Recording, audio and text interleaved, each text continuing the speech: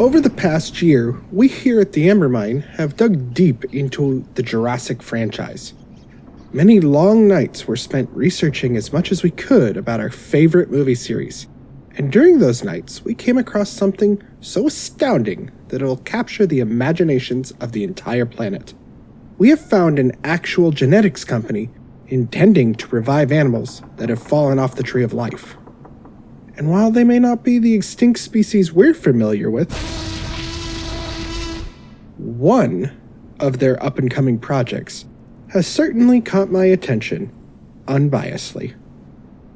Colossal, a genetics company based in the United States, intends to use their latest methods of genetic engineering to bring the past back to life, and have already mapped out the complete genetic codes of two extinct species, the Mammutus primogenesis and the Thylacine cynocephalus.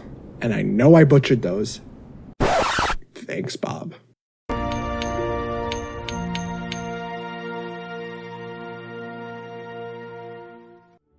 Colossal is a United States-based genetics company that intends to prevent climate change and restore the destroyed environments by reviving the species humanity is responsible for bringing to extinction.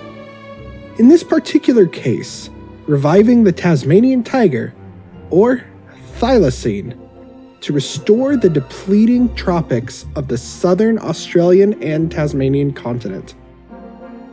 The extinction of the Thylacine began in 1830 when the Van Diemen's Land Co.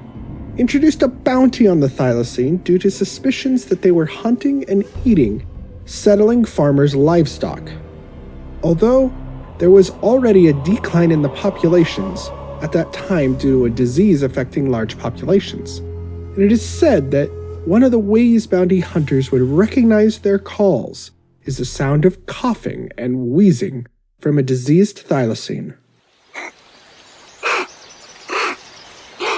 Their situation worsened in 1888 as the Tasmanian Parliament issued an official bounty due to continued issues involving the farmers' livestock. With a higher bounty, the death toll for the thylacine skyrocketed until about 30 years later, when the last known wild Tasmanian tiger was shot and killed in 1910. From then on, the very few remaining thylacines were kept in captivity, mostly on displays in zoos, like the infamous Boromaris Zoo in Hobart, Tasmania, where the last remaining thylacine, a female nicknamed Benjamin by some random guy who claimed to have worked there, died from exposure after being locked out of its nighttime enclosure overnight in September 7th, 1936. This date has since become International Endangered Species Day.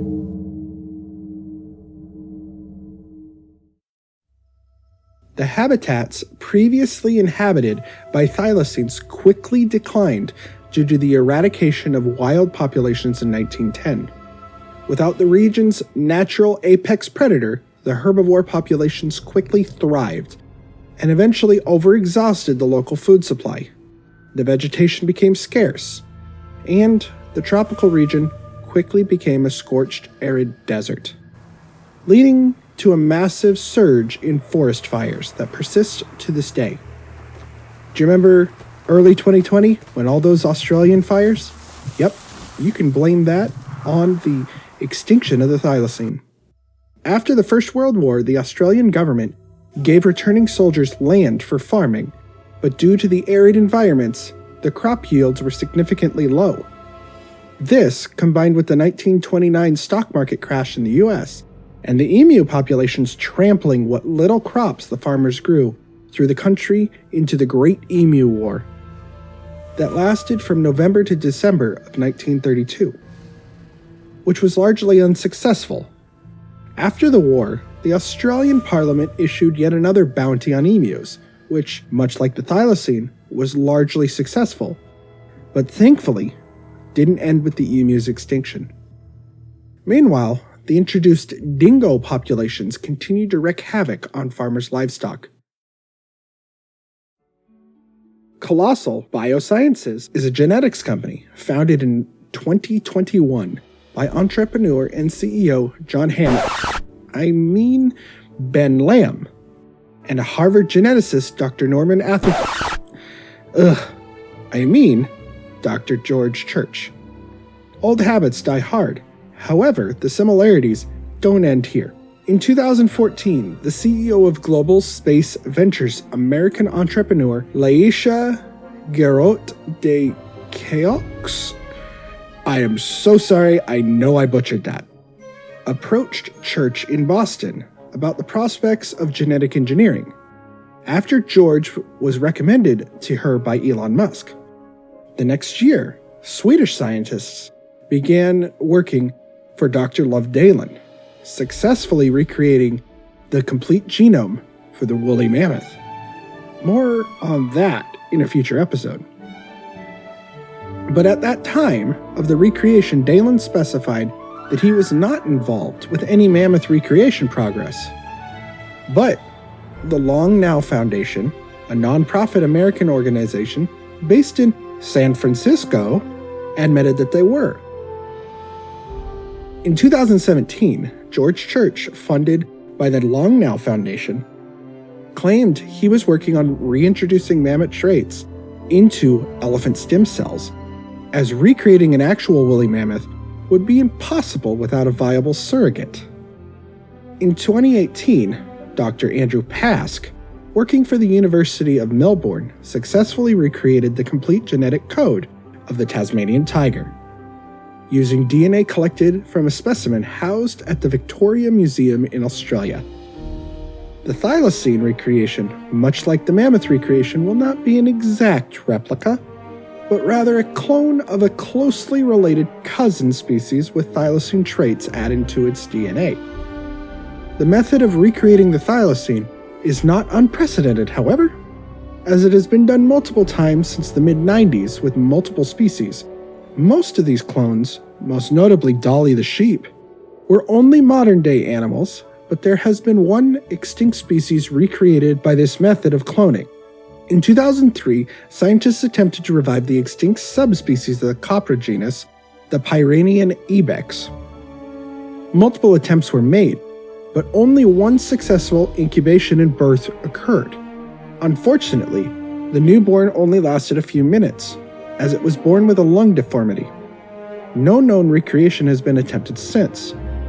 Emphasis on known.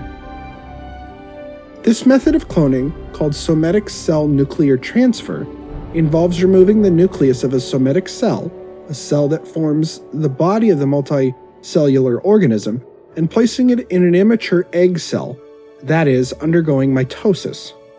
Despite not being fertilized, the cells begin to divide and eventually form a viable embryo, which is then placed into an ovum to finish the development process.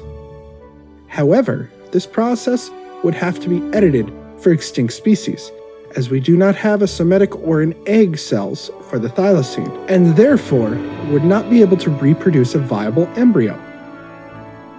In order to recreate an extinct species, we would need to edit the stem cells of a closely related species to the thylacine, such as the quoll or the numbat, by adding specific traits back into their DNA to make them thylacine-like. Using the completed thylacine genome as a reference, scientists will be able to pinpoint the specific chromosomes that need to be edited to give the surrogate DNA thylacine features. If the thylacine can be reintroduced into the living world, and we here at the Ambermine truly hope that they will be, we hope that they will be here to stay. We don't expect it to evolve into any sort of real-life Jurassic Park, although the Ambermine would not at all be against that idea. We hope that the Tasmanian tiger gets the comeback it so rightly deserves, and that Colossal continues their hard work bringing our wide-mouthed, striped marsupial back to where it belongs. Again, I am totally not being biased here.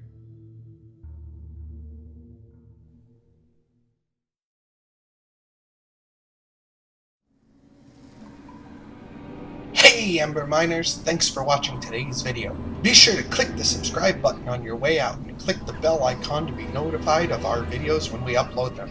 Consider leaving a like on this video so we know that you enjoyed it. Leave a comment about content that you would like to see come to this channel, and be sure to check the description for links to our Discord if you would like to talk to the team more directly. Check out our Patreon if you would like to help fund the team and its upcoming projects. Remember, this is a fan group reviewing the depths of our favorite franchise, and that we are in no way affiliated with the groups and companies that own them. Be sure to support Universal Studios and Amblin Entertainment. This has been an Amber Mine production. Thank you for mining with us.